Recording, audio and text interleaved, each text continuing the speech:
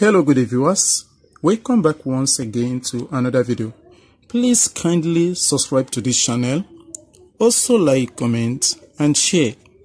Here we're given an interesting Olympiad math problem. Here we are given that x minus y is equal to 1. X to the power of 5 minus y to the power of 5 is equal to x squared y squared plus x times y. And here we are asked to evaluate x to the power of 2022 plus y to the power of 2022. Isn't that crazy? Yes, of course. But let's see how we can solve this problem, right? Okay. Now in this video, I'll be making use of the following nice identities.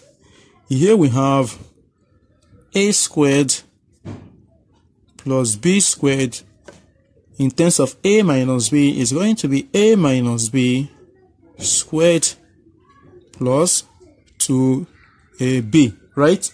And again, a cubed minus b cubed. In terms of a minus b, this is going to be a minus b cubed, then plus 3ab, open bracket a minus b, right? Okay, now let's solve for the value of x squared plus y squared in terms of x and y, right? So here we have x squared plus y squared, making use of this identity.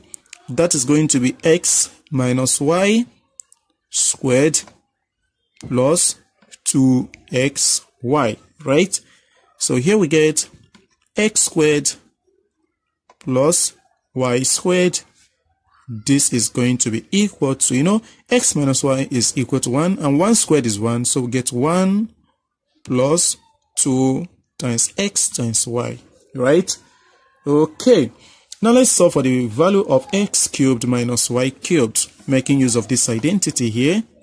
So x cubed minus y cubed, this is equal to x minus y cubed plus 3xy multiplied by x minus y, and when we put the value of x minus y, we're going to have 1 cubed, which is 1, plus 3xy times 1, which is 3xy. Okay, now we're going to expand the following brackets: x squared plus y squared multiplied by x cubed minus y cubed, and this will be same as expanding the following, the resulting value of x squared plus y squared, which is 1 plus 2xy, then multiplying by the resulting value of x cubed minus y cubed, which is 1 plus 3xy. Cool, right? Okay. Now let us expand the left hand side. X squared times x cubed will be x to the power of 5, then minus x squared y cubed, right?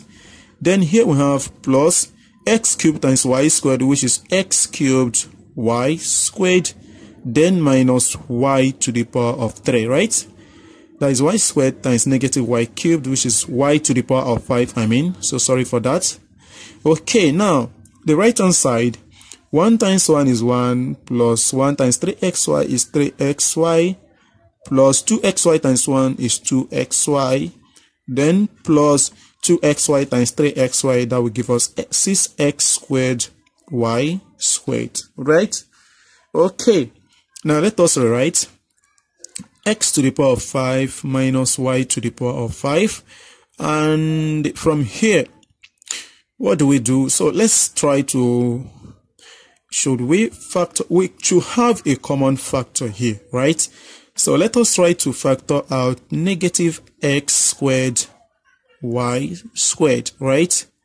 Okay, so here we're going to have just y here, then minus, that is negative x squared y cubed divided by negative x squared y squared. We are left with just y, right? Then positive x cubed y squared divided by negative x squared y squared. We are left with negative x right? And this is equal to 1 plus, so simplify, that is 5xy, then plus 6x squared y squared. Okay, now here we can write this by factoring out a negative 1, right? You know, with that we can write this. Yes, so here we have x cubed, x to the power of 5, minus y to the power of 5.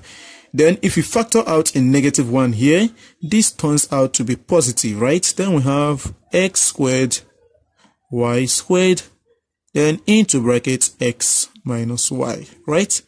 So this is equal to 1 plus 5xy plus 6x squared y squared. Okay, now we're going to substitute the value of x to the power of 5 minus y to the power of 5 in terms of x and y, right? And again, the value of this is 1, we all know. Now let's go back to the original problem. So here we have x to the power of 5 minus y to the power of 5 is equal to x squared y squared plus x times y, right? So we're going to substitute that here. So here we have x squared y squared plus xy, right? Then here, x squared y squared times 1, we are left with just x squared y squared.